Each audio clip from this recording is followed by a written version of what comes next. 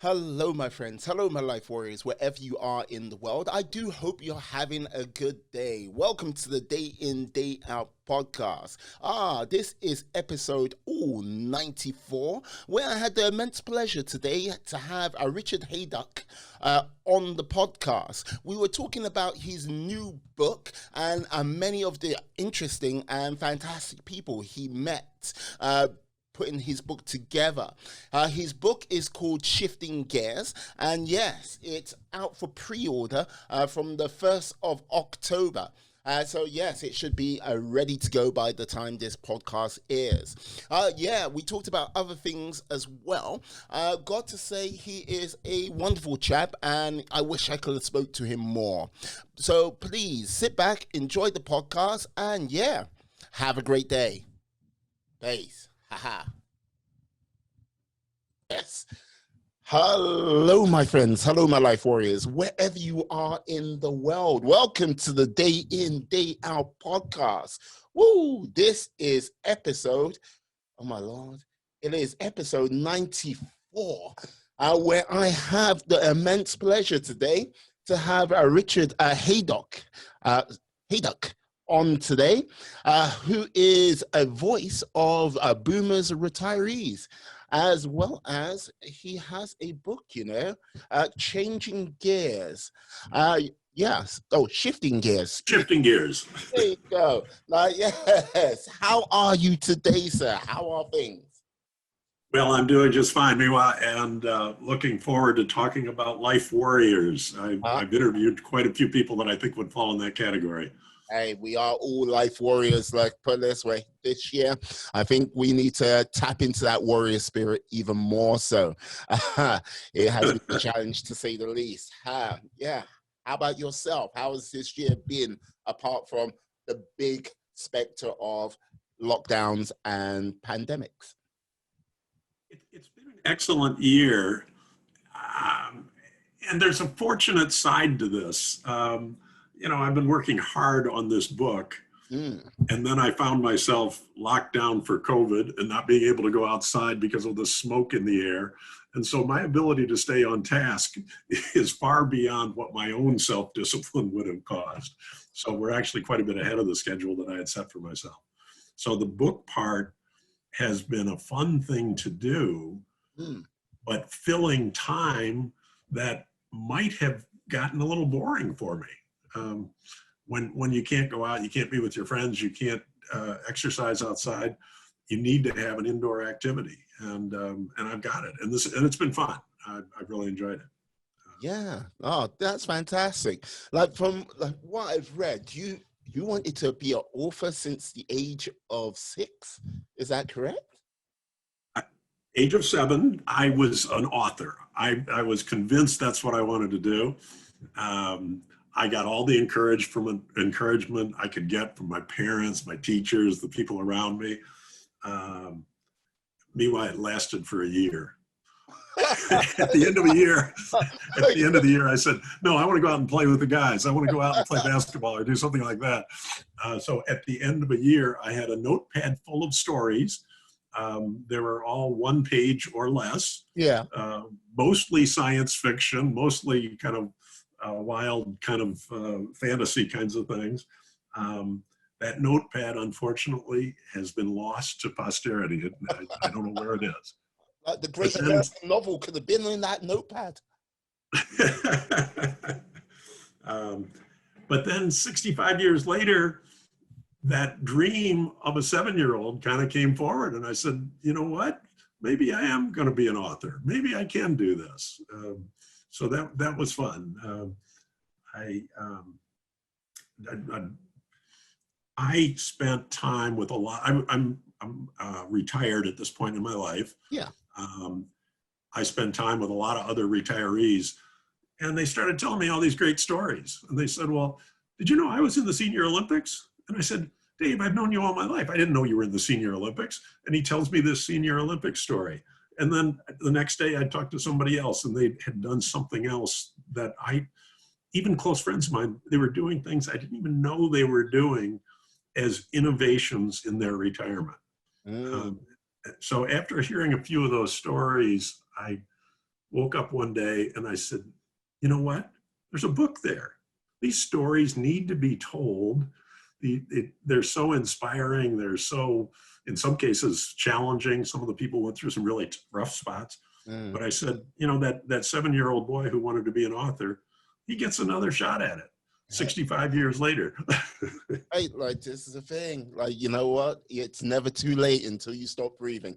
That's right. That's right. Yeah. Like, so yeah, by all means, getting out there, getting at it. And like, you know what? I love the fact that you like decided to do the book and basically like pursue that side of you to be an author, because look, like the power of a good story is everlasting if it like hits the right note. And by all means, we are made up of the sum of our stories most of the time. So yes. The stories I've heard have been just incredible. I talked to various people, quite a broad range of people, and what I heard from them was just really interesting stuff. I had initially 800 pages of content. Oh my God. Okay, look, there's being an author and then there's going to sort of token-esque levels. Yeah. Well, I thought, I'm a first-time author. I think if I put an 800-page book out there, I'm going to get killed for that. That's not going to work. But it's just an indication of the amount of stories. Several of the people that I interviewed had 4 or 5 different interesting things that they were up to, or 4 or 5 things that had changed the way they were in retirement compared to the way they were when they were working. So it's been a wild ride. It's been fun, made a whole bunch of new relationships, and heard a whole bunch of interesting stories. What was one of the stories what made, say, your top 5? That's a tough question. But let me give you one that was personally inspiring to me. This lady had 2 knee replacements. She had 2 hip replacements, 4 separate surgeries over 3 years. She walked on a cane for 3 years. After her last hip replacement, she said, "This is the best I'm going to be. I got all new parts. I got to go do something tough." And she said to herself, "I'm going to go climb Mount Kilimanjaro. I'm going to take a 6-day climb up one of the toughest the highest mountain in Africa." And she said, "If I don't do it now, something else is going to break and I'm not going to be able to do it." And I just thought, if you're sitting at home and you're kind of a couch potato, or you're watching a soccer match or something like that, and you read about this story, you gotta at least get up and walk around the block or do something that's physical. Because this lady should show the way to all of us that it can be done. Oh yeah, no, that's the type of person, when you hear a story like that, you sort of catch yourself in the mirror and like you just like looking yourself in the mirror, like going, "Oh, I really feel guilty." It's like, what is going to be my BS excuse for me not doing something today? Exactly. Yeah. Exactly. It's like, okay, yeah, both knees replaced, both hips replaced, and you're going up like the highest mountain in Africa just to challenge yourself. So what have you done with yourself today? I watched a little bit of Netflix, Amazon Prime. Yeah, oh my Lord, damn, that is inspiring. But yeah. I think there's another part of this too, which is when you're retired, you still get to watch some Netflix. You still get to do some stuff that's just laid back and enjoyable. And for some people, that's enough. That's what they want to do. And some of the people in the book are doing things that are not everybody's climbing Kilimanjaro for sure, but some of them are doing some things that are really important to them, but they're not earth-shattering. One group of ladies, they're in their 70s, and they decided now was the time to learn to play ukulele. And so they all get together once a month and they do a ukulele. They learn to play together. Yeah. And then they sing along, and they laugh it up. They, tell stories to each other in between. And they just have a great time. And to them, that's important. And they love it. And the camaraderie and the friendship and the joy of the music and they now have had a couple of public performances of the group, despite the fact that all of them are still pretty new at playing ukulele. But they kind of sing over their ukulele and do a good job. So. This is the thing. If you can do something which helps you still have the bonds of community and take you in a new direction in your life, be it big or small, I think that's very important, because I think you through life you take it for granted, because when you're a kid, you building these new connections all the time. You're meeting new people, you're going out there. Yeah, it's all fine and gravy up until you're sort of mid-20s. Then you start having people drop off because, hey, life comes into play. People are having kids. People are traveling. Everyone sort of disperses. When you get to your 30s, it's not, you got your hardcore, this is my crew, my ride and die people. And then, as time goes by, people drift away even more so. And I'm currently in my 40s, and you kind of go, right. I look at it and go, yes, that sort of expanding and growing and meeting new people, that slows down incredibly. And if it wasn't for podcasting, I would be I have my regular crew of friends, but I haven't actually spoken to anyone new if it wasn't involved in work or sort of a forced interaction, if you get what I mean. Yeah, some of the people did the opposite of that. One guy in particular, they're not all inspiring stories in the book, but I tend to gravitate towards those because they're the most fun to tell. But this guy, as he was retiring, he was diagnosed with cancer. So obviously he was devastated. He said, I had so many plans for my retirement. Now I've got cancer. He was being treated and successfully treated. He went into remission and all that. But at one point he turned to his doctor and he said, how can I help you in what you're doing? And she said to him, this community needs a cancer house where patients can stay when they're being treated, where families can stay when they're being treated. Could you help us with that? And he said, yeah, I could help with that. He became the leader of this community-wide effort. He organized a whole bunch of people he'd never met before, who were all passionate about having a cancer center, a cancer house in their community. He taught them how to do fundraising. He said, these people came in and they were really reluctant about going out and going fundraising.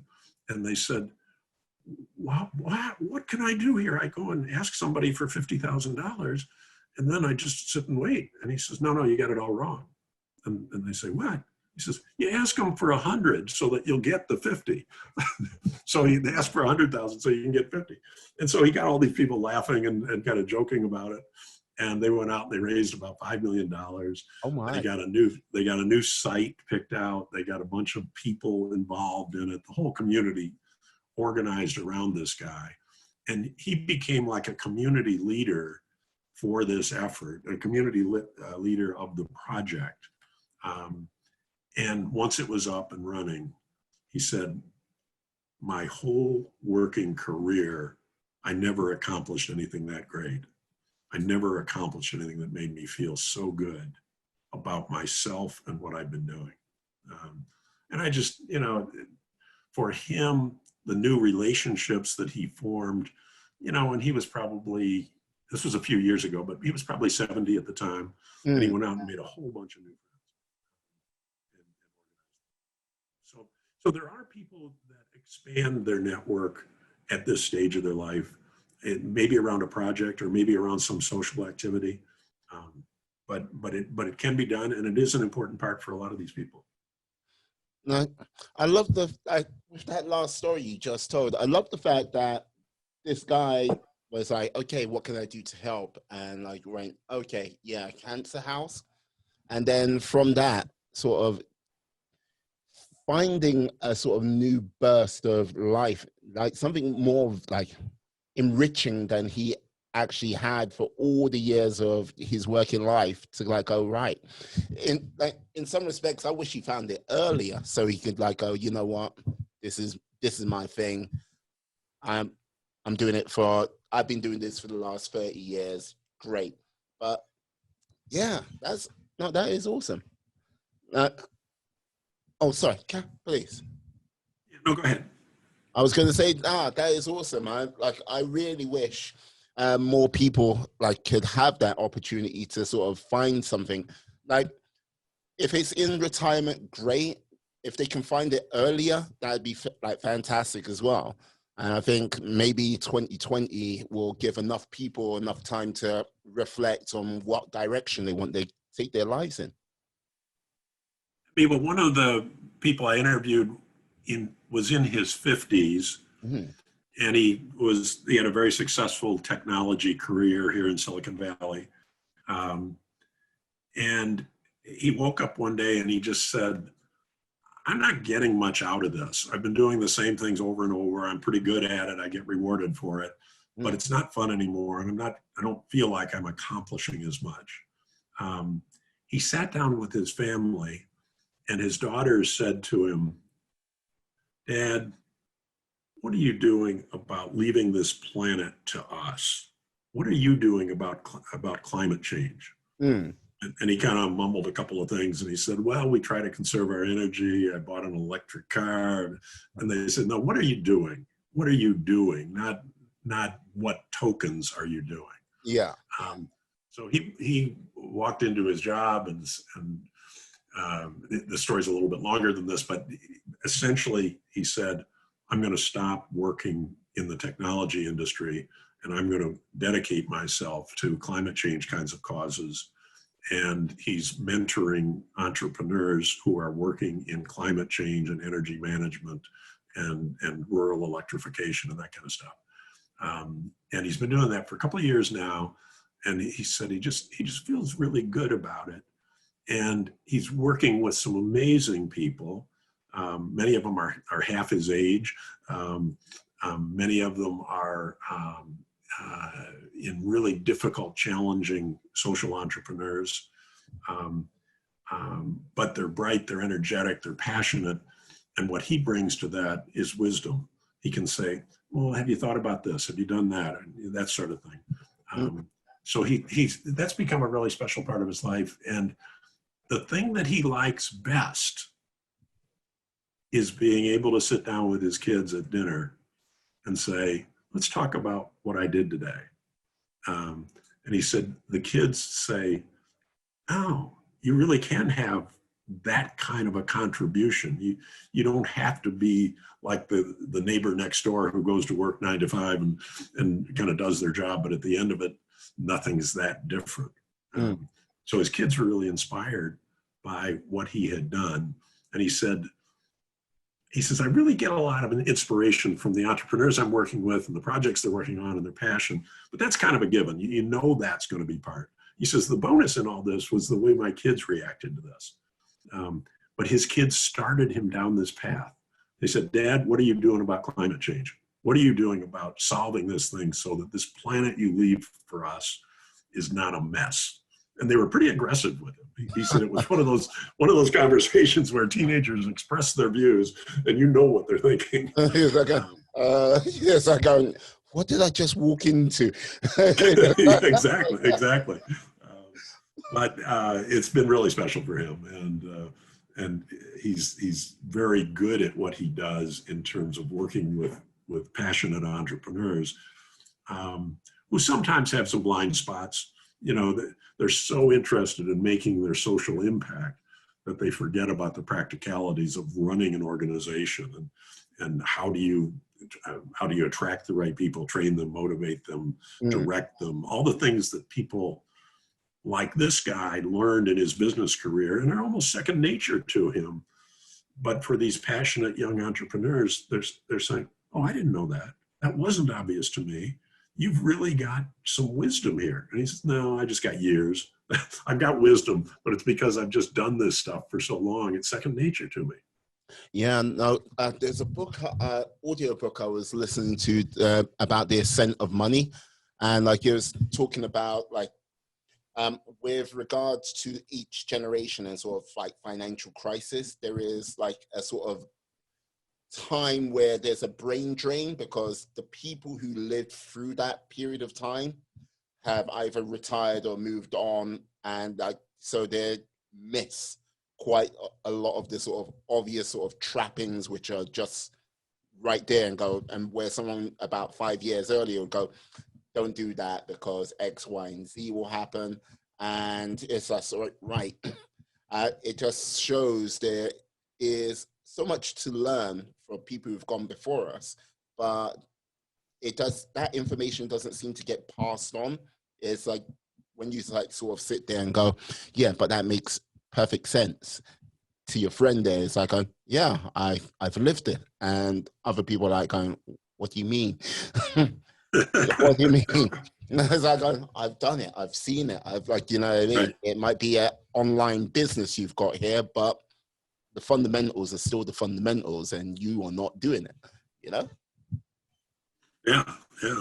So I made up a phrase as a result of listening to a lot of these people. And the phrase that I made up sounds like a contradiction, but it's relaxed intensity. So how can you be relaxed and be intense? Well, one way to do it is to have a lot of wisdom and experience and be able to roll with the punches. The guy who led the cancer house, he said, I was just so relaxed. This was like a hobby. This wasn't like work. I had deadlines and all that sort of thing, but I just relaxed about it, and yet I still got stuff done. And over, I heard that same way of being in retirement mode, of not being stressed out and having a different pace of things, but still an intensity to get stuff done. And to do that without getting a stomach ulcer over it is something that many of the people I interviewed have developed that skill, but nobody has named it. So I called it relaxed intensity. And people said to me, you're crazy. That doesn't make any sense. I said, well, think about it. Think about relaxed intensity. You can do both at the same time. Somebody who's a strict dictionary person might say these are contradictions, but I've seen it, and it works. Would you say that stems from something like, rather than sort of a job which you're just tasked to do, which most really would not sort of ignite your passion, or basically like or fulfillment? Does it sort of stem from that most of the people now are doing in their retirement something they want to do, something they're passionate about, and something they feel fulfilled by it? I think that's a great point, and I think that's a big part of it. When you're going to work, you're doing it kind of to make the house payment, and you're kind of doing it to follow your boss's orders, and you may have passion in your job, and you may enjoy it, but you've still got some obligations with it. And your passion for, building widgets is not the same as your passion for building a cancer house or working on climate change or something like that. You feel better about yourself, and so you're more relaxed, but at the same time, you want to get some stuff done. You don't want to be so relaxed. You say, well, I don't care if we, take 3 years to do what should take 15 minutes. You still have goals, you still have all that, but you have a mindset that I didn't know existed. I'd never really thought about this. And then I kind of added it up from several of the different people I interviewed. And they had mastered something that they probably couldn't have done in their 20s, even if they were doing these same tasks, because it takes that kind of wisdom and experience to say, I've lived through a lot of stuff. And I made it through to the other side. One of the ladies that I was interviewed in the book was going through a really rough patch she was trying to do a startup She was trying to do a social enterprise, and she was trying to do some part-time teaching. And she said, my life is so confusing and all this stuff is really a mess. But I think back, she said, when I was in my 20s, I had 3 kids and I got a divorce and I went back to get my PhD.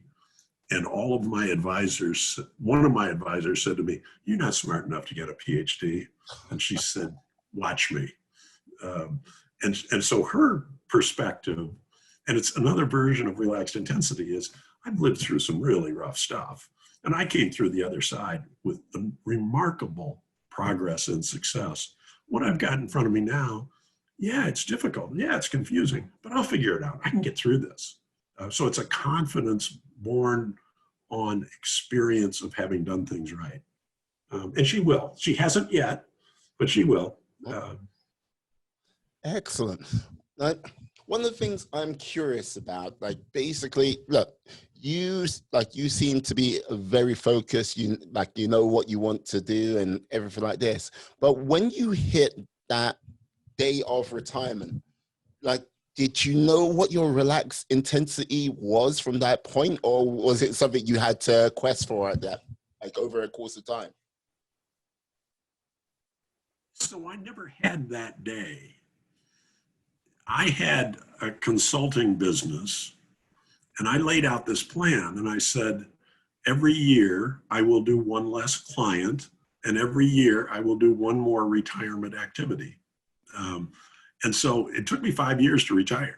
And each year I'd work a little less, and each year I'd retire a little bit more, and I kept adding things on to that, which were things that I wanted to do. And I had a couple of friends of mine say to me, Dick, that's never going to work. Yeah, you can't manage it that way.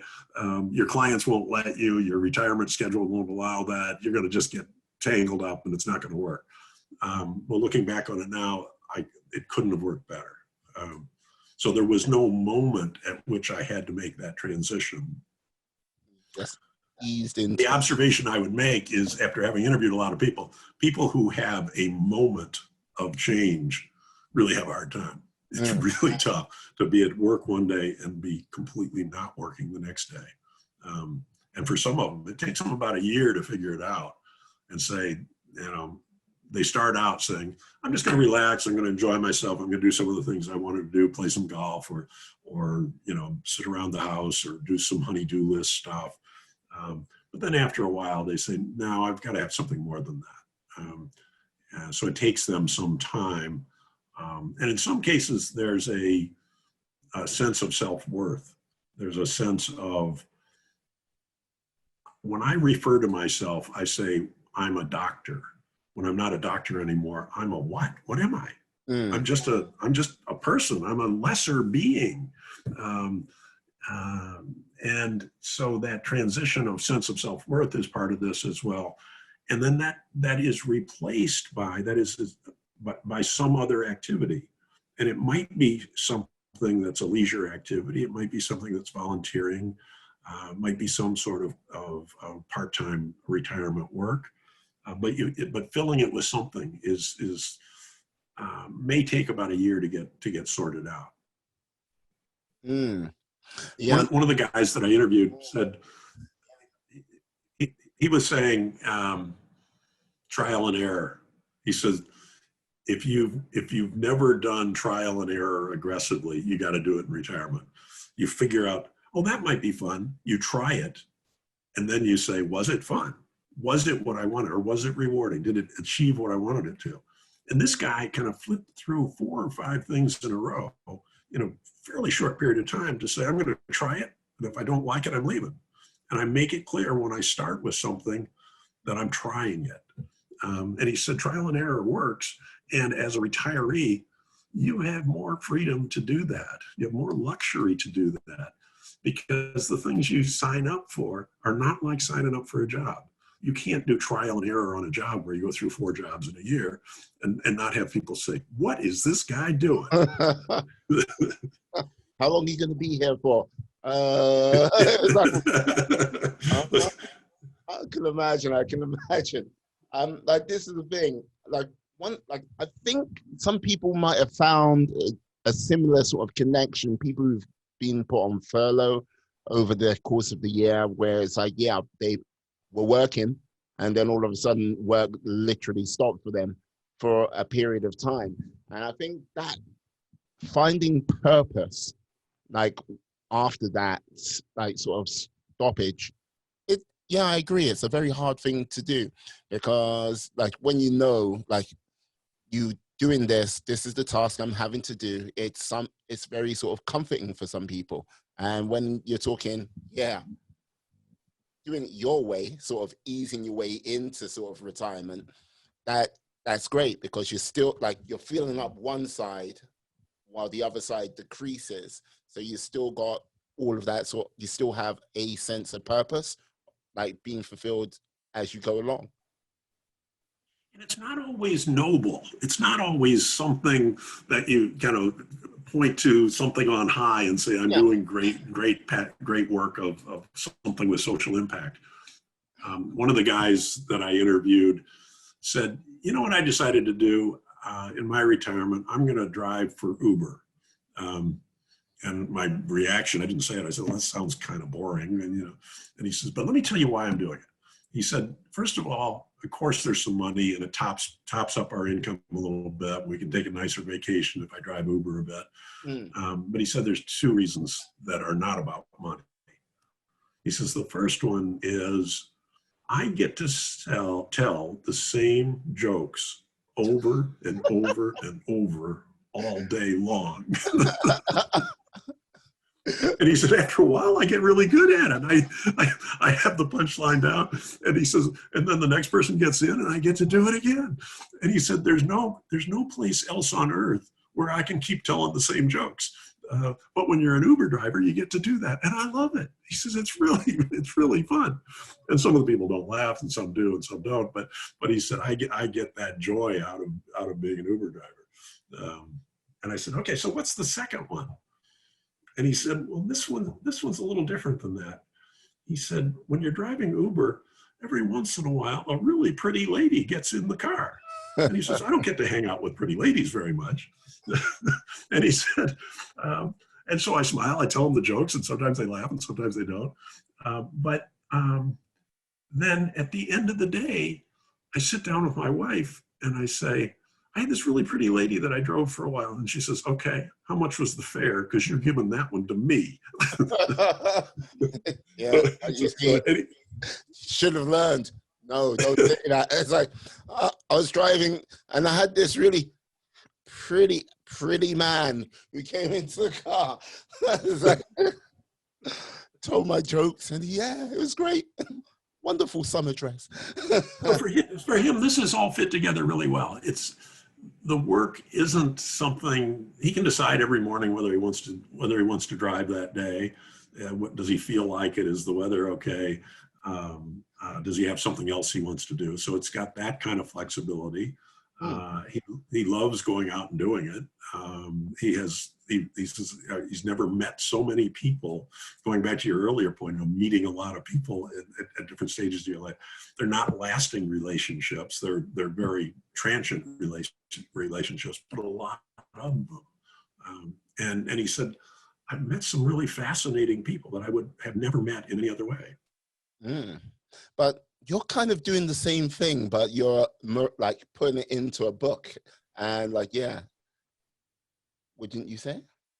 Yeah, I think that's right. I mean, I started hearing these stories. I started collecting these stories. And then I said, people ought to hear these stories. There's no substitute in my life for storytelling. Storytelling is a great way to relate to what's around you. And the people I interviewed all had something that was important to them, whether it's driving Uber or climbing Kilimanjaro. It was taking their life into a direction that it wasn't before. I started, after I got into the rhythm of it a little bit, I started every interview with, tell me about this stage of your life.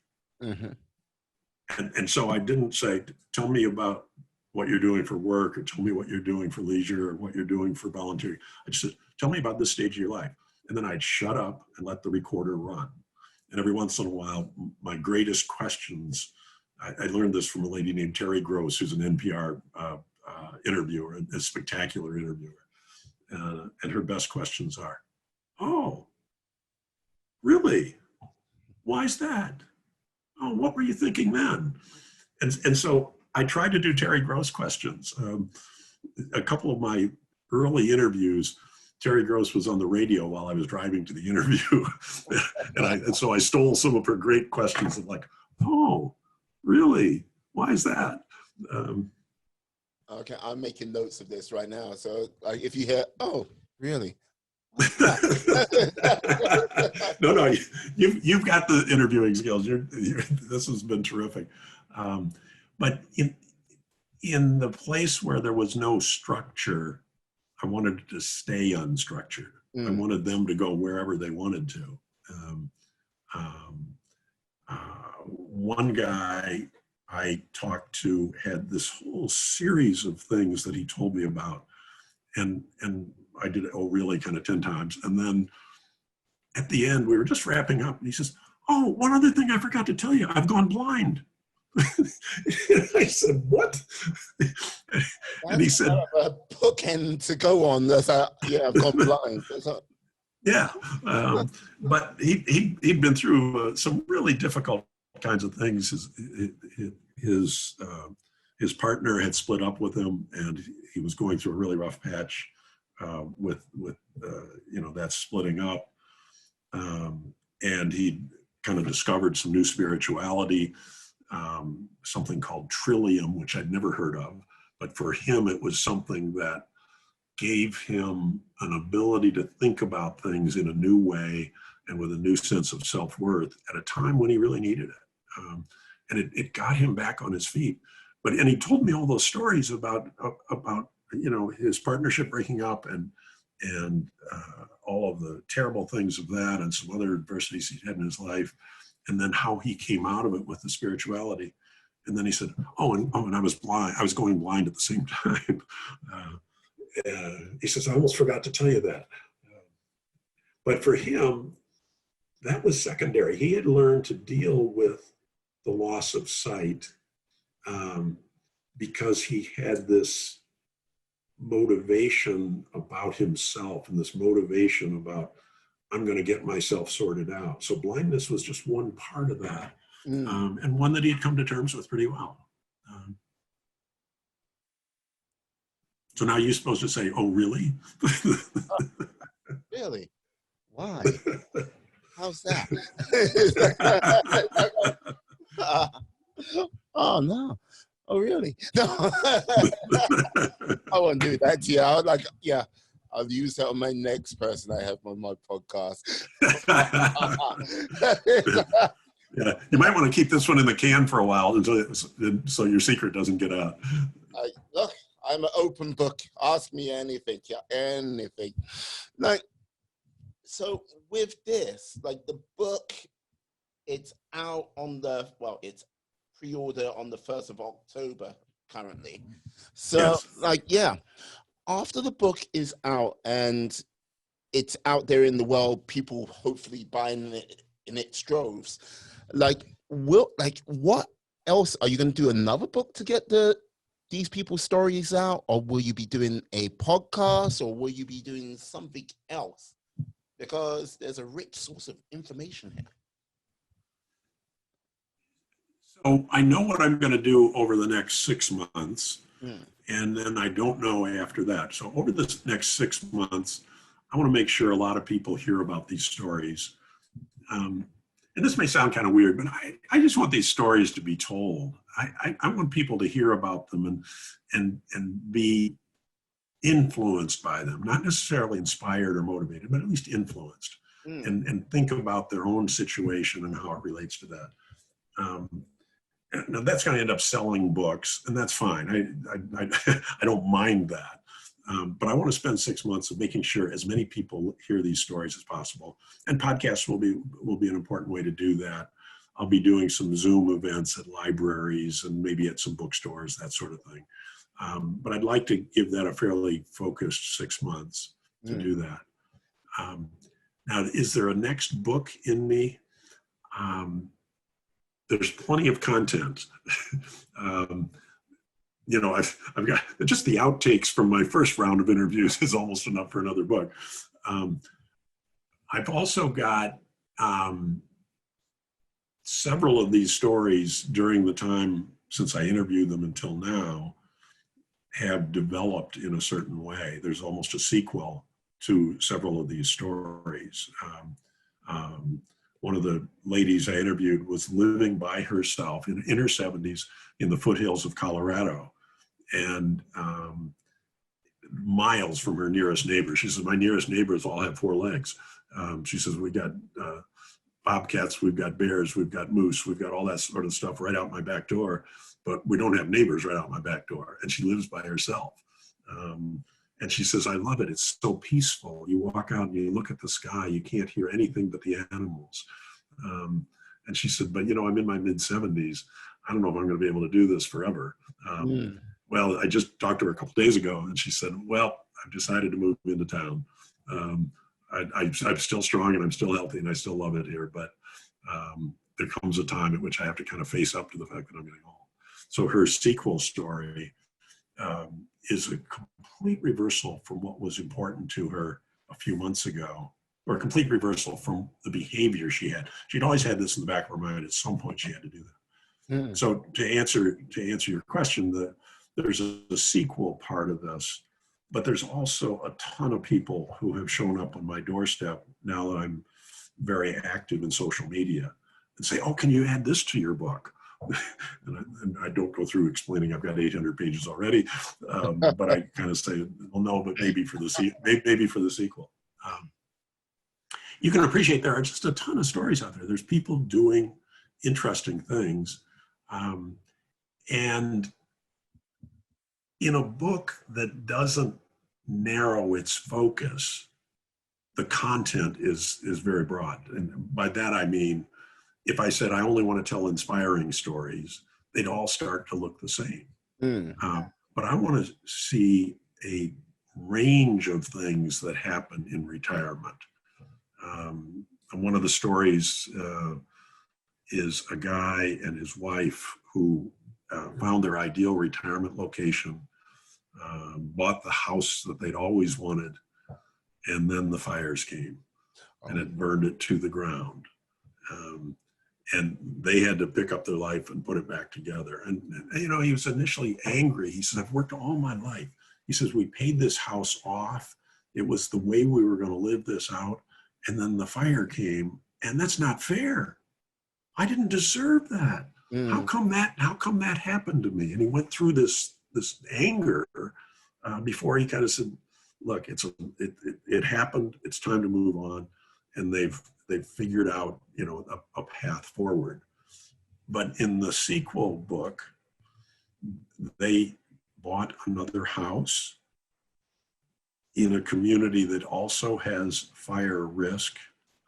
Last week, they were evacuated from their house because the fires were raging near them.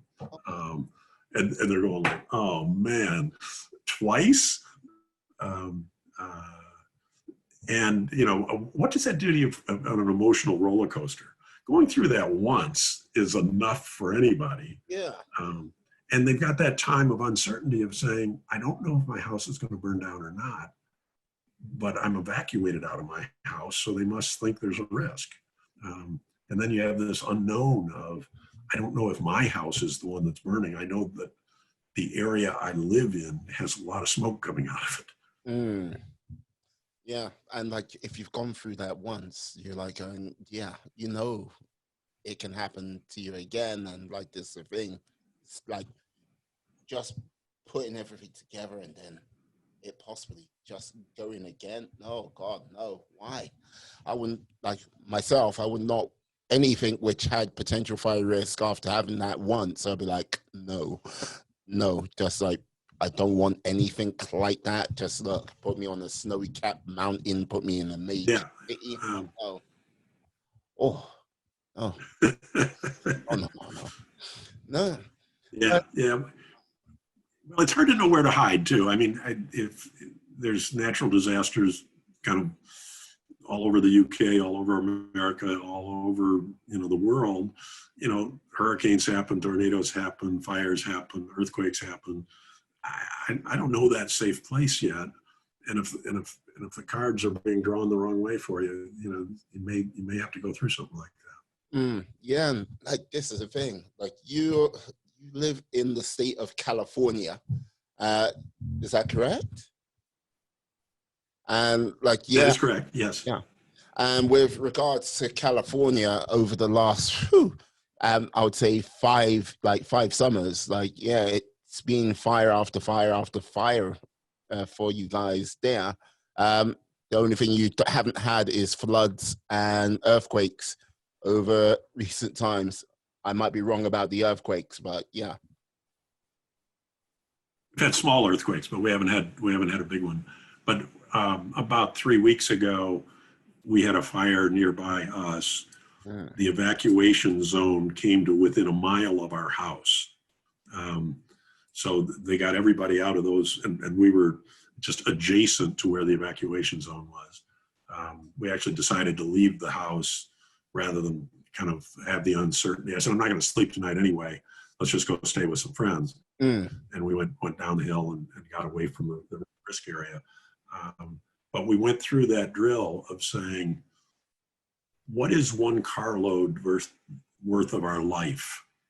What are the things that you put in to take with you when all you have is the cubic feet of the inside of a car? And of course, the answer is, if it's small and pretty important, it goes in. If it's big and pretty important, it stays behind. So it's just a gut-wrenching experience to go through that. We, during that fire, we went outside one day. The sky was a dark orange. You couldn't see the sun or anything. And then by about 3 o'clock in the afternoon that day, you had to take a flashlight to go outside. You couldn't see with the smoke and the haze and all that stuff. It was like pitch dark of a night. So. Yeah, no, something like that must be like quite terrifying to see, I imagine. Like orange sky in the afternoon, then basically, yeah, not being able to see anything without a torch, flashlight. No, that must be mental. One of the things, the book has changed me by seeing what other people have lived through. The people who have had a really rough time with something, I'll get into something and I'll say, yeah, I don't really like this situation that we're in or the circumstance, but boy, I remember this other guy that had this problem or whatever. And another guy went through a really contentious divorce, and his daughter ended up being alienated from him through that process. And that was at the same time that his business was kind of coming unstuck. And this guy made it through. And he made it through by establishing a mission for himself. I want to be a good steward of my wisdom and experience, and I want to apply that to places where it can do some good. So in some ways, he kind of volunteered his way out of his downspace. And now and again, in the sequel, his daughter comes back to him, and they're reunited. And it's really quite a uplifting story. But he went through a really, really rough patch. Fantastic. Yeah, so the book's helping you basically with your perspective and putting things my life isn't that bad. But one of the things what interests me is that you do live in California, and there a lot of the sort of news, because I'm an avid sort of YouTube watcher, and because I watch Joe Rogan's podcast and stuff like this, a lot of my feed will get filled up with mass exodus from California, taxes this, homeless population here, like forest fires, and yes, the state is going into the realm of bedlam, as they would say. What, like, from your standpoint, how do you see California itself? Is it somewhere to be, or have you thought about exit papers? So let me give my own view, and then one of the people I interviewed actually left California. I'll tell you a little bit about his story as well. My own view is that on the best days, there's no place like California. There's beautiful mountains, there's oceans, there's culture, there's educational institutions. We live just a couple miles from Stanford, and we're down there all the time seeing guest speakers or seeing their sports, or it used to be until the COVID. but it's a really rich lifestyle, and multi-dimensional, it would be a way to describe it. You can be cultured, you can be educated, you can be outdoors, you can be climbing a mountain, you can be doing all sorts of things. And there's some, one of the things I would add to that is that there is a culture of innovation here that causes it to attract really interesting people. I would say that the people we have met in San Francisco are the most interesting people we've met in our lives. So there's all those positives. And then all this other stuff comes along. The taxes are outrageous. The climate stuff is outrageous. There's these downsides. So I think for a lot of people, they're kind of in that always examining the question. So one of the guys in the book was in California. He, for a couple of reasons, decided to move to the southeast of the United States. So he moved to a place in North Carolina. And he had some family connections there, and that was what kind of got him there initially. But in the interview, he talks about his lifestyle there. And he said, we live in the foothills in North Carolina. We have a beautiful, beautiful surrounding area. And he said, but we've been foodies all of our lives. My wife and I love great restaurants. And I said, you're out in the boondocks of North Carolina. And he said, no, it's not a boondocks of restaurants. He said, within a 2 or 3 hour drive, there are more great restaurants than you could imagine. And I said, well, why is that? He says, well, a lot of these great chefs went to New York and trained, and then said, now I want to start my own restaurant. And they said, if I open a restaurant in New York, I'm going to get eaten alive. If I go back to my hometown, I can be the greatest restaurant in a 20-mile circle. And so he said there's several examples of restaurants that have won. I don't know if you're familiar with these James Beard Awards, but it's the highest award a chef can win. And he said within a 2 or 3 hour drive, we have several James Beard Award winning restaurants. And so he said that becomes part of our life. We'll get in the car in the morning, we'll go and either have lunch or dinner at one of the finest restaurants that we've ever been to. And he said, but my second hobby is literary. He says, I love books. And he said, the southeast of the United States is home to some of the greatest authors of fiction. And he said, I can go to places that they wrote about. I can go to in some cases, their homes or their monuments. I can go to these little old musty bookstores that sell their books, and I can go in and talk to the proprietor of the bookstore. And he said, so I've got a literary and culinary lifestyle that when I moved here, I had no idea it was going to be this rich. And he loves it. And he's out away from California. He's away from the high taxes. He's got a lower cost of living. He's got all those kinds of things. But he says, I've got a lifestyle that is just, he says, it's superb. And I love it. And I said, well, how do you plan those trips?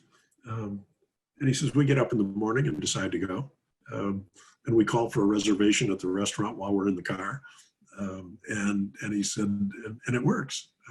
It's all spontaneous. You don't have to fly any place. You can enjoy driving through some beautiful country to get to these places.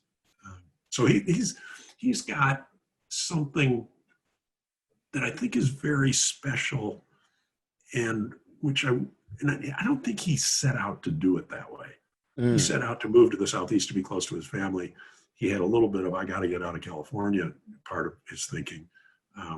But then when he got there, it evolved for him. And it evolved in a way that became something really special for him. Right. Yeah, it sounds like he was quite fortunate, and he stumbled into like something which was literally his ideal sort of like life in like Colorado. Like, you know, if that's how it sounds to me, because like, yeah, food, great. Like, yeah, authors, like some of the like sort of greatest authors you could have in the country. That's great as well. To just say, that's on my doorstep now. Like, I know like you're living the California life and you got Stanford there and going to see great lectures, but that when you hear something like that,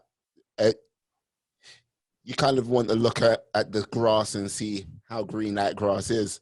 It might be tempting that way. I'm just saying. Yeah. Well, you know, this is the 75 people I interviewed, I'd say a third of them gave me something new to think about relative to what we do. You know, we've made a joke about when are we going to move to North Carolina? I don't think we will, but that thought has crossed our mind. Because what this guy's doing is really surprisingly interesting. And he lives in a tiny, tiny little town in North Carolina. It's a population of just a couple thousand people. But he said, that's what your car's for. You get to all these great places around here. Nice. This is the thing. I've always been a sort of big city lad myself. So like London, yeah, 8 to 10 million people, like on a working week. Yeah, I think it skyrockets up to 15, but that's all good fun and games. But like, yeah, the smallest place I've lived in the UK was Cambridge. Like the lovely spires at the university campuses, everything like that. And that is a city of 200,000 people. So yeah, that's just right. It's like a borough or just a small area in London. So that was kind of trippy. I'm mostly going to be in London for a little bit longer, and then so most probably off I go. But yeah, not too sure. Well, think about North Carolina or California. I've got stories for you. Well, put it this way: if I was to come over to America, I think the Carolinas might be a winner, but but I think it might be Texas, which will get me, because there's this TV show on Netflix called Chef's Table. I don't know if you're a meat eater or anything like that. No. Basically, on Chef's Table, I think they've done a seafood Chef's Table, like other sort of foods, but this time they were doing barbecue. And all I've got to say is the way they filmed it. I turned it on. I was like, okay, yeah. Within 30 seconds of watching the trailer, I was in. And then I was like, yeah, they're literally salivating. If I could book a ticket to get to Austin in Texas that day, I would have been yes. I would have been there in Austin, just queuing up for God knows how many hours just to get into this restaurant. So one of the sections of the book is actually, how did you decide where to move to? And I had to be careful that it wasn't a travel log or a kind of a pitch for a town. I wanted it to be more about their emotions and their decision making and what was important.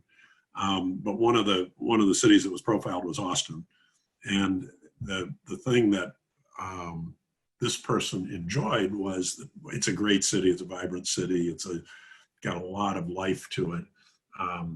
But it's also got a spectacular university connection. The University of Texas is there in Austin, And he said they have programs for community education things.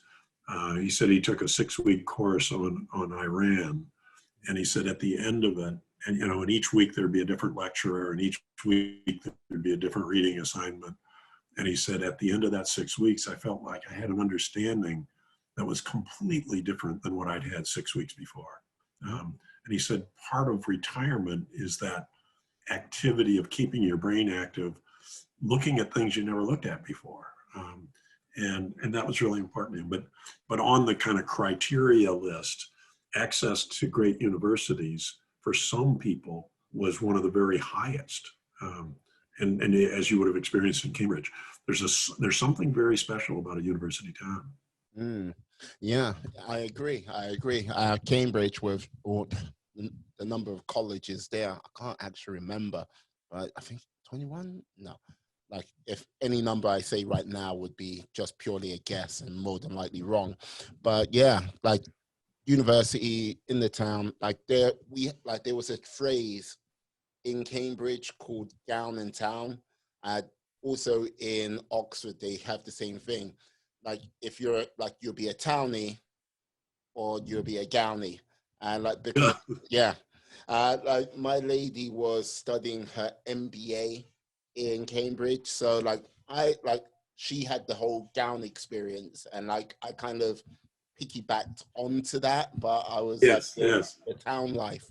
And like, the amount of things you can do when you're in that sort of college university circuit, I should say, it's amazing. And then when you're kind of on the sort of town side of things, you kind of can get access to some things, but not everything. So you're like kind of like going, it's like a walled garden. You're trying to get over the wall to get some of that knowledge.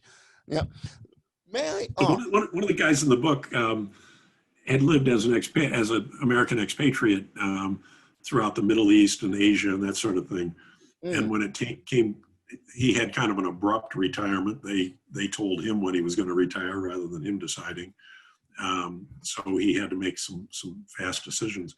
But he decided, and he had a Lebanese wife, and they decided to come back to his hometown that he hadn't lived in for 40 or 50 years. And in Virginia, Virginia Beach. And I was kind of thinking, his Lebanese wife is not going to have much of a connection there. Well, it turns out that there are kind of Lebanese groups in Virginia Beach of people that went to, University of I don't know what it is, whatever the university is there has an alumni group that's very active and all that. And he came back and became associated as a fundraiser for the school he went to as a teenager, so he could connect with all of the other alums and try to raise some money for the school. But the transition from being an expatriate for virtually all of his working life to coming back to his hometown that he hadn't been in 40 years was quite amazing. Yeah, that would be kind of strange, very strange indeed. But nevertheless, very good. Yes, got to ask. Would you consider yourself a little bit of a scholar, a man who's always looking to learn? I think I'd use the word listener rather than scholar. Oh. I don't. Scholar to me is a little more upmarket or a little more sophisticated or something. I don't consider myself a scholar, but I love to listen to what people have to say and not try to modify it. Just hear what's on their mind, how do they think, what motivates them, and listen at both what are they doing, but the why are they doing it?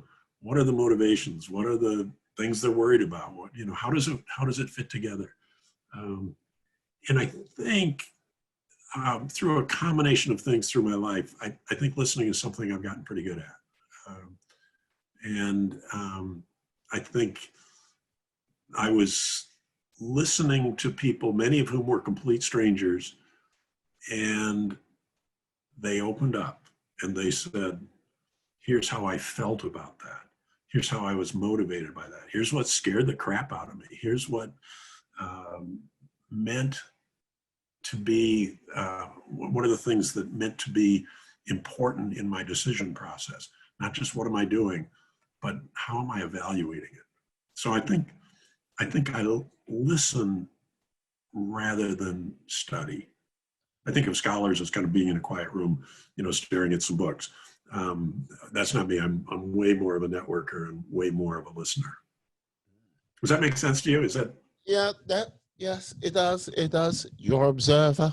I'd still say, in some respects, you are kind of a scholar, or I should say, a learned man.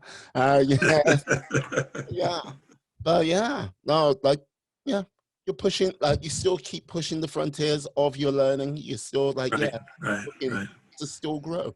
That is the definition of a scholar in my mind. Yeah. So one of the guys that I interviewed in the UK, we were not in person, but this guy was so fun to listen to because he had reinvented himself in such a neat way. He said, I spent my whole career working my left brain. He says, I was analytic, I was systematic, I was methodical, I was all of those things. And he said, on the day that I retired, I said, left brain, you're going away. Right brain, come on up. And he says, I'm gonna paint, I'm gonna sing, I'm gonna do music, I'm gonna do all right brain kinds of things. And I'm gonna do it just as intensely as I used to do my left brain stuff. So he went off, he tells a great story in the book. He went off to a Greek isle. And he walks into this bar, and through a kind of a circuitous combination of things, pretty soon he's singing solo in front of the group. And now music becomes his way to connect to that community.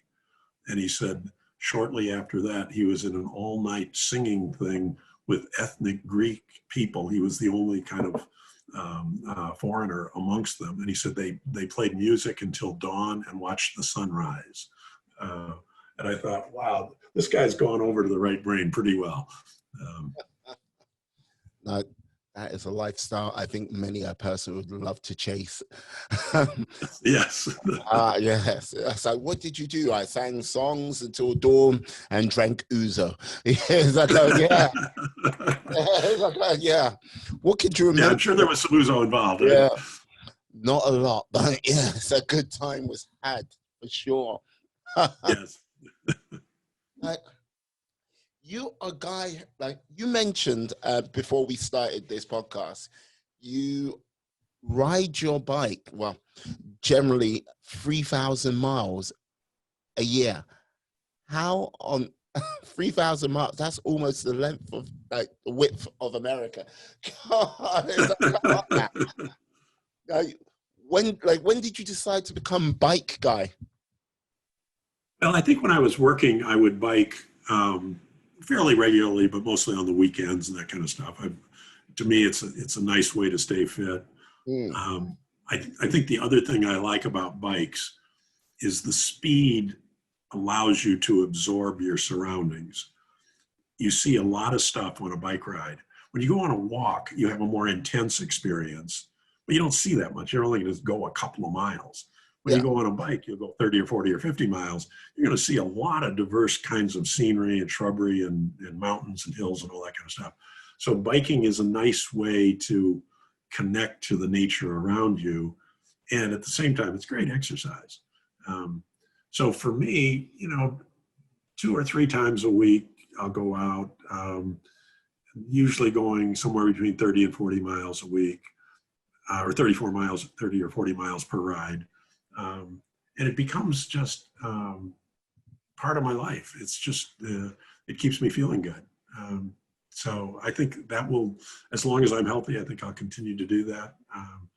And some of the people in the book are also, pretty avid bike riders. It's a great hobby. Oh, I get that. Now, here we go. Now, I've got to reveal, I do have cosmic powers.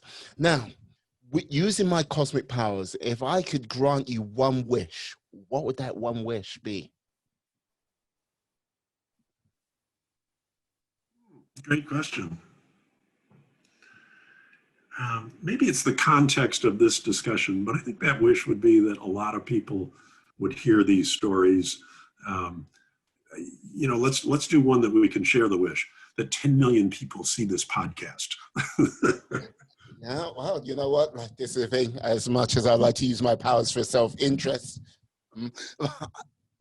but yes, I definitely help. But you see, the premise here is that I want these stories to be widely heard. I think if you called me when we weren't talking about the book, I might have had something that was more family related or more, those kinds of things. But in the context of what we've been talking about, I think lots of people hearing these stories, however they get to them. Excellent. Yes. Would you be able to tell people where they can find you with regards to their social medias and internets and such? Yeah, so I think the best way to do that is to my website, which is richardhaiduck.com. It's HAIDUCK.com. And then that has all my social media connections on it. It also has a number of blogs that I've written over the last several months about these subjects, telling some of these stories. There's also a link there to pre-order the book on Amazon. So that's kind of a one-stop shop for keeping in touch with me. And importantly, there's an ability to leave messages there for me, and which I like and I respond to, as I do on Twitter and Facebook as well. Excellent. What I'll do, I'll put that in the show notes for the podcast. So everyone should go out there and get his book now, or else. Let's aim differently. Let's get 10 million people to see the podcast and do that first. Okay, yes, get the book and 10 million people see the podcast. We both benefit. Do it now. Oh, yeah. So what I'd like to say, Richard, is a thank you for coming on today. I've got to say, yes, I want to get you back onto this podcast again.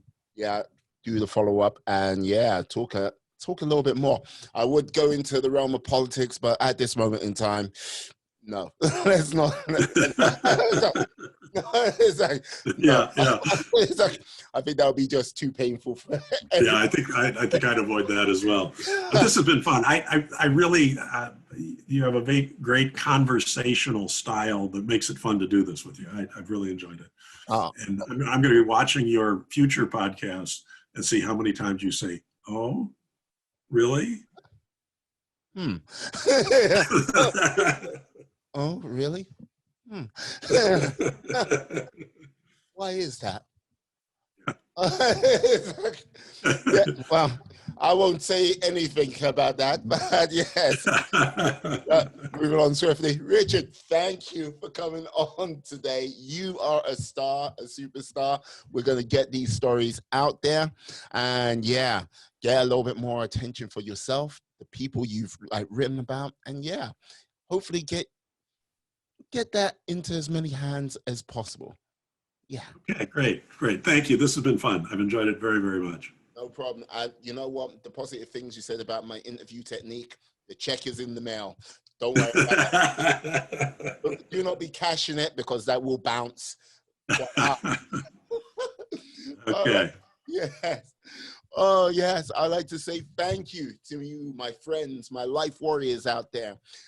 Stay safe, stay well, be awesome, be excellent, be fantastic, be all the positive bees you can be in this world and then some. Anyway, have a good day. Peace. And we are